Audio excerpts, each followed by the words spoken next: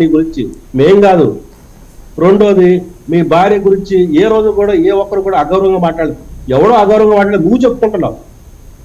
ఎవడన్నా చెప్పడం మీరు చూసారా? ఎవరన్నా మీరు చూసారా? ఏ ఛానల్లో అయినా కానీ ఆ గురించి మాట్లాడతాం కానీ, ఏ పత్రికల్లో కానీ ఆమెను అగౌరవపరుస్తూ మాట్లాడతాం కానీ, ఎందుకు నువ్వు లేని విషయాలు తెలుపుకుంటున్నావు, లేని విషయాలు చెప్పి మొసల కన్నీరు కాలుస్తున్నావు? అందుకునే దొంగ నాటకాలన్నా, బెదవ నాటకాలన్నా, అక్కడ జరగందాన్ని జరిగినట్టుగా మాట్లాడుతున్నావు.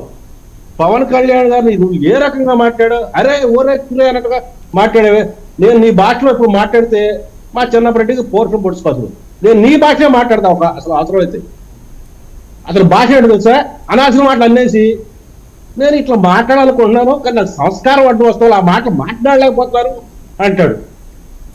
అంటే తిట్టాల్సిన తిట్టాడు కానీ నాకు సంస్కారం ఉంది, నేను సంస్కారం అవుతుంది, నేను అనలేకపోతున్నాను, అలా ఉంది అంటాడు.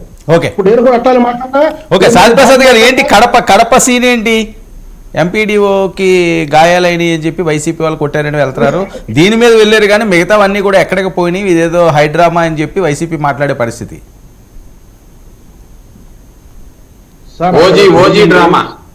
వైసీపీ నాయకులు ఒక దాష్టికం, ఒక దళితుడి మీద దళిత ఉద్యోగం మీద జరిగిన దాడి, అది కూడా ఎంత భయంకరంగా అంటే అతని యొక్క ఆరోగ్యాన్ని కూడా ఖాతరు చేయకుండా అతనికి ఎంత భయపడ్డాడంటే తన ప్రాణాలతో బయట పడతాననే బాధ వచ్చింది. పవన్ కళ్యాణ్ గారు సాధారణంగా ఇటువంటి విషయాలు సహించడు, అది మా జనసైనికులు చేసినా కూడా సహించడు. కాబట్టి ఆయన స్పందించాడు. స్పందించలో తప్పేమైనా ఉందా? ఆ రకంగా స్పందించడం తప్పేమైనా ఉందా? తప్పు ఉందని ఎవరైనా మాట్లాడమంటే తర్వాత నేను మాట్లాడతాను. ప్రభుత్వ అధికారి మీద దాడి జరిగితే స్పందించిన మొట్టమొదటి పొలిటీషియన్ కావచ్చు. అక్కడ లోకల్ స్పందించవచ్చు. గతంలో కూడా ఆంధ్రప్రదేశ్ డిప్యూటీ సీఎం హోదాలో అధికారంలోకి వచ్చిన నెల రోజులకి నెల్లూరుకి సంబంధించిన ఎమ్మెల్యే శ్రీధర్ రెడ్డి గారు ఒక ఎంపీడీఓ తోటి మాట్లాడినటువంటి మాటకు సంబంధించి వైఎస్ఆర్ కాంగ్రెస్ పార్టీ ముఖ్యమంత్రి గారు కేసు పెట్టించినటువంటి విషయాలని జర్నలిస్ట్ గారు మరి ఎలా మర్చిపోతున్నారో ఏందో నాకు తెలియట్లా. ఉప్పందించినట్టు అందిస్తా ఉన్నాడు సబ్జెక్టు, తెలుసుకొని అందించండి, వాస్తవాలు చెప్పండి సార్. కోటమిరెడ్డి శ్రీధర్ రెడ్డి గారి విషయంలో ఏం జరిగిందో కూడా ఆయన కాదు కాదు మీరు ఇందాక ఇచ్చిన వాటికి కూడా ఒక 2-3 ఆన్సర్స్ ఇవ్వాలి. కోటమిరెడ్డి శ్రీధర్ రెడ్డి విషయంలో ఏం జరిగింది, ఫోన్ ట్యాపింగ్ ఎలా చేశారు ఆయనే బయట పెట్టారు. ఆయన ఫోన్ ట్యాపింగ్ ఎలా చేశారనేది ఆయన బయట పెట్టారు. ఇలాదు ఓజీ డ్రామా అన్నారు. ఆ ఓజీ అనే డైలాగ్ వస్తే పవన్ కళ్యాణ్ గారు స్పందించి తీరు కూడా ఎలా ఉంది అనేటువంటిది మీరు ఒకసారి వీడియోలో వెళ్ళి చూడండి. మీరు ఒకసారి పదే ఆ మాట అంటున్నారు కాబట్టి అది జనాలు గుర్తొచ్చిందండి. పవన్ కళ్యాణ్ చూసినప్పుడు జనాలు గుర్తొచ్చి ఖండించాడు ఆయన.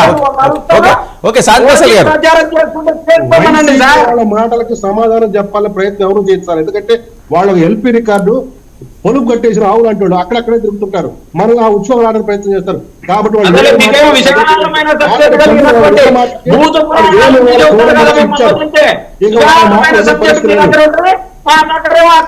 ఏం చేయమంటారు? డాక్టర్ సుధాకర్ చెప్పినట్టు దళితుల మీద అత్యాచారం చేయమంటారా? సమాధానం చెప్పలేరు, వాటి గురించి మళ్ళీ మాట్లాడుతూ ఉంటారు. ఓకే ఓకే ఓకే ఒక నిమిషం మాట్లాడనివ్వండి.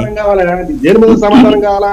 నువ్వు మాట్లాడితే సుధారాణి సంజయ్ రెడ్డి గారు అమ్మాయిని సంబంధించినటువంటి బాలిక మీద ఏ సమాధానం చెప్పారు పవన్ కళ్యాణ్? ఒకసారి చెప్పు మరి, చెప్పన్నా ఎవడు బాధ్యులు, ఎవడు కర్మకి ఎవడు బాధ్యులు? ఒళ్ళు బలిసి మా అధికార మదంతో మనమే 30 సంవత్సరాలు ఉంటామని ఇష్టారాజ్యంగా వాగిన వాళ్ళు ఈ రోజు కర్మ ఫలితం అనిపిస్తున్నారు. అది కాదు నేను అడిగావు కదా, సమాధానం చెబుతానన్నావు కదా.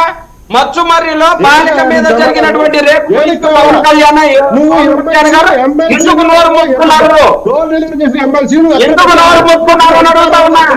దాని మీద చెప్పండి. టీడీపీ నాయకుడు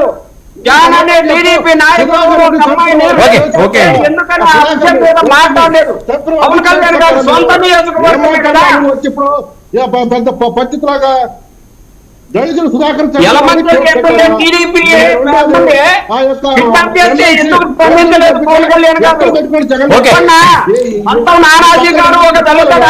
సుధాకర్ గారిని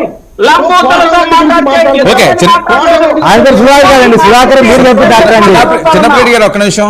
శాంతిప్రసాద్ గారు ఓకే, ఈ పంచాయతీ తేలదు కానీ ఏంటి పవన్ కళ్యాణ్ గారి మీద మరి ఒక కుట్రట పాడేరులో ఐపీఎస్ ఆఫీసర్ అంటూ ఎవరో వర్మ గారు అడిగిన వాడికి చెప్పనియండి సార్, సబ్జెక్ట్ డైవర్ట్ చేస్తే ఇంక మేము అడిగింది మా గొంతు పాఠమే కదా